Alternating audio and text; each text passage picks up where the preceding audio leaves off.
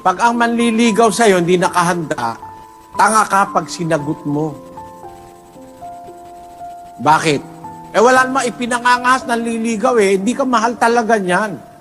Ang talagang pagmamahal, yung pagmamahal na sa pagsasama ninyo, hindi ka pahihirapan.